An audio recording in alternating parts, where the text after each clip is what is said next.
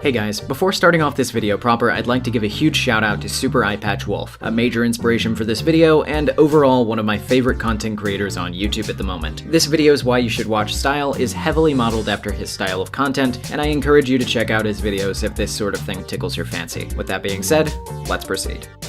In a world of increasingly competent animated shows that aren't anime, that are more plot and character driven than ever, one show really sticks out to me.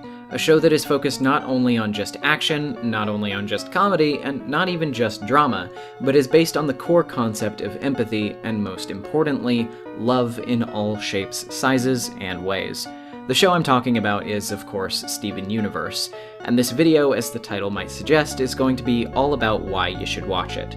Keep in mind, of course, that these opinions are my own, and that if for whatever reason you still don't like this show, that's perfectly fine, and you're entitled to your own viewpoint. With that being said, let's zip up our cheeseburger backpacks, hop onto the warp pad, and give this treat of a show the observation it deserves. First, before diving into much more, let's begin with a little bit of a history lesson on this show's conception. In 2011, after the then Vice President of Comedy Animation at Cartoon Network asked the staff for ideas for a new series, Rebecca Sugar, an artist who at the time was working for the network's smash hit series Adventure Time, described the original ideas that would amalgamate into Steven Universe proper. The show she proposed was chosen for development, and all the while, Sugar continued to work on the staff of Adventure Time. The series was inspired by a short story Sugar had written before titled Ballad of Margot and Dread, about a sensitive child who helped teenagers who could not verbalize their problems. Cartoon Network execs commissioned the show after the crew did an art presentation for them, and Sugar became the first woman to independently create a show for the network. The show focuses around the titular Steven, loosely based on Rebecca's own younger brother, Steven Sugar, and the Crystal Gems, a now three-member squad comprised of the analytical and strategic Pearl, the energetic and irreverent Amethyst, and the wise and powerful Garnet. The Gems are living gemstones who have magical abilities and hail from an unearthly place explored in more detail as the show's plot continues. But Steven initially has trouble keeping up with them, being that he's only half gem. Steven is the son of his human father, Greg, and the enigmatic leader and mother figure of the Crystal Gems, Rose Quartz. Rose is no longer around, having given up her physical form to create Steven, and plenty of people in the show's central cast are grieving her loss at the same time as they're trying to provide an upbringing for Steven. The beginning sections of the show tread with an almost cautionary sense of safety. The episode plots are nothing incredibly special, ranging from magic gem shards bringing a deranged mascot suit to life, to Steven developing a bubble power and then getting himself trapped inside of it with a new friend. The plots of these early episodes go through pretty light and episodic ground, serving to seemingly only provide bits of world building as they go along, in terms of any consistent plot. This, in its essence, is why a lot of people start Steven Universe and don't get why it's regarded as anything special. But it's in sticking with the show where many start to see the true value it holds underneath. While very subtly setting up world details, character personalities, motivation, and a plethora of other structural details, Steven Universe's initial season seamlessly weaves these things into an entirely inoffensive set of episodes that would seem like a rather safe cruise as far as cartoon plot territory goes. The fact that this casual attitude is more of a veil waiting to be slowly cast to the side, allowing for more development in spades, however, becomes somewhat apparent as early as episode 25, after which the series delves slowly but surely into the more thematically rich elements of its narrative that become even more openly apparent as time goes on. Characters begin to have visible conflict both with others and often themselves. Story details that reveal more about the gems and their backgrounds begin to sow a sense of intrigue into an already interesting world, and character arcs become riddled with surprising amounts of emotional depth and nuance, confronting topics often very foreign to cartoons of this format, such as independence, loss, the strengths of a well-built relationship, the weaknesses of unhealthy relationships, feelings of inadequacy, the complexities of grief, the list goes on. The show has a very deliberate texture of seasons built by the writing team, which is said to focus on lighter and heavier story arcs, which is set to have an appropriate balance. Like any good show writer will tell you, the heroes of any story usually must encounter both victory and failure to come across to the viewer as both engaging and relatable. We need to be able to feel for characters in the way that we connect to their struggles, and we can only do so when we have the time to get to know them as well as come to be invested in their lives, which Steven Universe thankfully excels at. The show's tonal shift is helped by a major factor that I believe is truly integral both to the show's advancement of plot as well as its overall narrative style. and that's the matter of perspective. Steven Universe takes place pretty much entirely through the perspective of, well, Steven himself.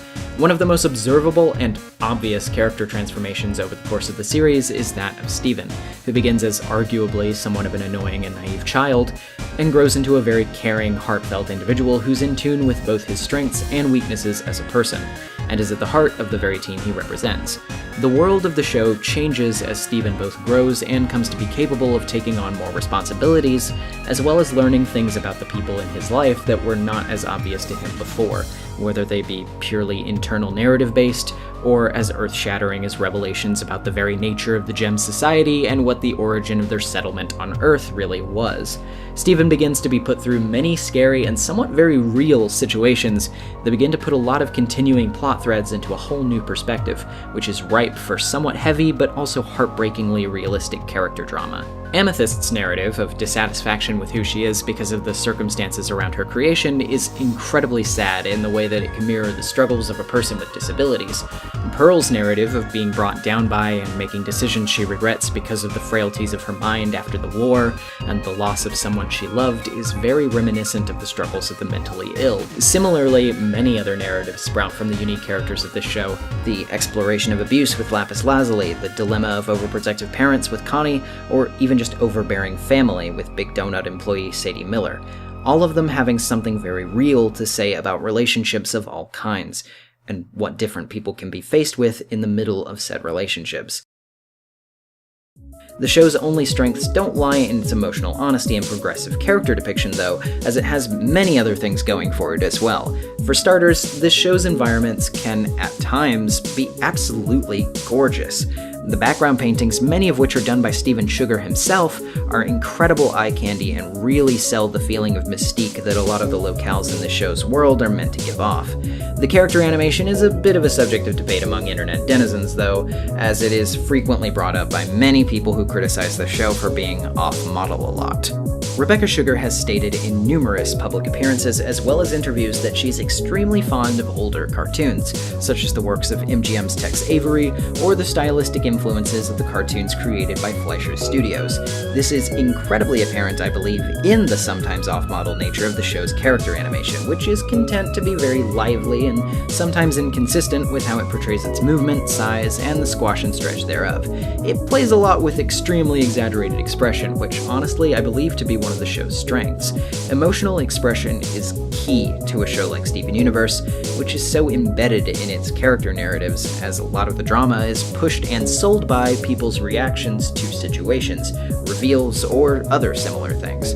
Take, for example, the episode Cry for Help, which, while I won't spoil the reason why, Pearl is incredibly mortified by something that she has done, which causes Garnet to become very angry with her. After struggling to explain herself for a moment, she's abruptly cut off by Garnet, who doesn't want to hear any excuses from her or anyone else sticking up for her. Fusing with Amethyst to destroy a nearby tower related to the conflict at hand, the shot focuses as their fusion watches the tower slowly dismantle, quickly cutting to Pearl, who is holding her stomach looking horrified. Not only does it appear that her stomach is physically in knots, but the expression on her face, while incredibly exaggerated, is extremely telling. Pearl is scared, regretful, and she knows that she's made a terrible mistake, both as a friend and as a respected member of the team. In moments like these, the tone of the show is also sold in spades by the expertly crafted soundtrack, with BGM work by chiptune and piano duo Aivi and Surasshu. The variety of differently portrayed situations in the show are incredibly enhanced in just how well they can come across, from the very light and chipper eccentricity of daily life in Beach City.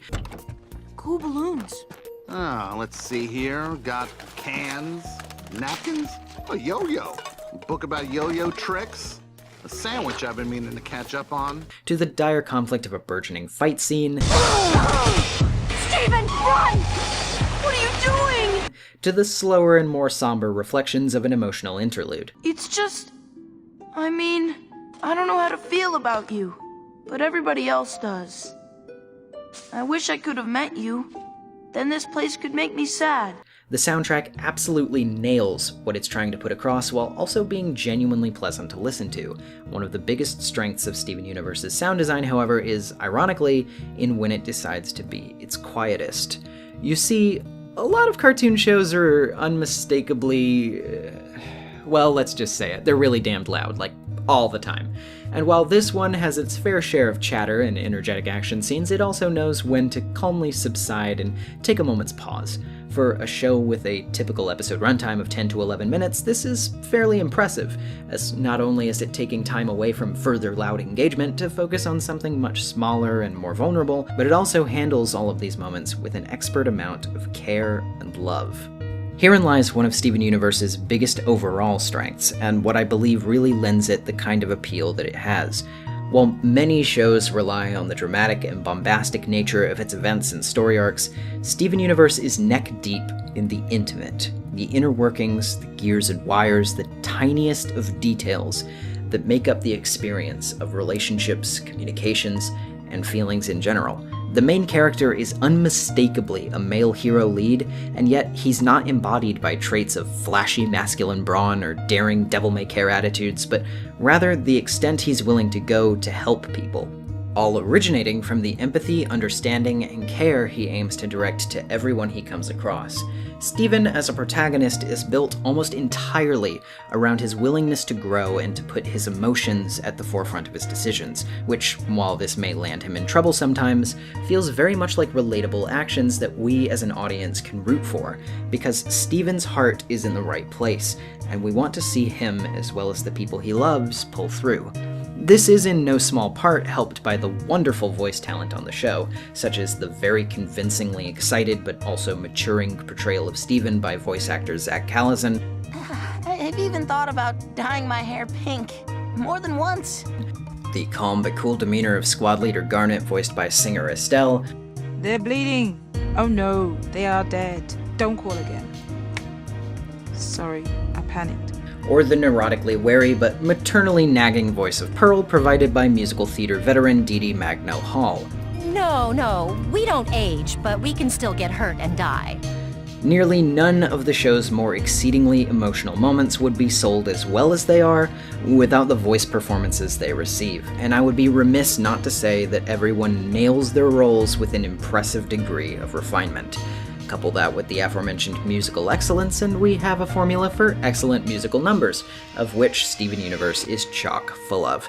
The lyrical songs of the show are a mainstay, which begin very harmlessly fun and catchy, and advance to the point where some of them can even be surprisingly gut-wrenching in how well put together they are in relation to the subjects of plot they tackle. Some of my personal favorites are the whimsical and earworm-worthy Giant Woman. You might even like being together, and if you don't, it won't be forever. But if it were me, I'd really want to be a giant woman. The intimately reflective and reassuring Here Comes a Thought. Take a moment, remind yourself to take a moment and find yourself. Take a moment to ask yourself if this is how we fall apart. And the heartbreaking perspective piece, It's Over, Isn't It? You won, and she chose you, and she loved you, and she's gone.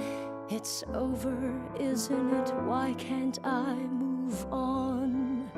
To name a few. Similarly to how the show's art quality grows, its musical quality grows, and the development of its world and characters grow, the show itself is very much a story of personal growth, and definitely has elements of the traditional coming-of-age narrative. This, of course, makes one observation all the more relevant, and that's that the show, like all others, is not perfect. It does contain some flaws.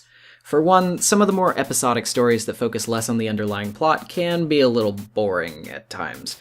Episodes like Onion Gang and Rocknaldo feel very uninteresting and even downright annoying at times, and even more innocent contenders like Garnet's Universe, while it is very stylistically unique and has somewhat of a funny premise, just feel like they drag out for far too long. Conversely, a lot of conflicts in the show can feel somewhat rushed at times as far as their resolutions go. While I'm very much a fan of Steven's main method of resolution being communication, there are times where things feel too easily solved by just talking, and like they should have had more time dedicated to their ultimate wrap-up. The show has its contrivances and mistakes, but ultimately the good far outweighs the bad, and almost feels befitting, in a way, of a show so focused on acceptance, empathy, and communication going into personal improvement. When I began watching Steven Universe, I had no particular reason to be doing so, only having heard of the blossoming popularity it had been receiving and being curious to see what all the fuss was about. I wasn't exactly enthralled by the show's premise. I didn't even really find myself fundamentally drawn to its style, its characters, or even its soundtrack. The beginning of the show felt like an average romp that I enjoyed decently, but never really found myself too intimately invested in. And then, somewhere along the way, the appeal, the attachment, just clicked. Not to get too personal, but for a long time now, I'm a person who struggled with my own sense of self-worth, with the way I identify being looked at as strange or ludicrous by other people, and the idea of how to move forward with my life after regrets or mistakes. It's so incredibly unexpected and even somewhat amusing to think that of all the influential media that has shaped my perspective on life over the years, this show has been almost fundamental in doing so. Steven Universe is a show that borders on familial with how closely knit it can get to your own life struggles at times. And it's not content with simply presenting problems in a simplified manner for the sake of surface-level understanding. It's a show that is fixated on the intimate, with characters and plotlines that explore emotion and depth just as much as it explores dumb jokes and pop culture influences. It's a show that understands people, understands relationships, and understands feelings. It's a show that's incredibly diverse, loving, and focused on spreading a message of unconditional love and self-positivity to everyone willing to embrace it, wrapped up in a package of consistently interesting character drama, exceedingly gripping world-building and lore reveals, and pauses of great personal reflection. And that, among many other reasons, is why you should watch Steven Universe. Hey, thank you so much for watching my video. That wraps it up. I don't have many other videos right now, but you could check those out too if you want. And you could also let me know your thoughts, opinions, or other such things in the comments below. I hope you have a wonderful day, and I'll see you all next time.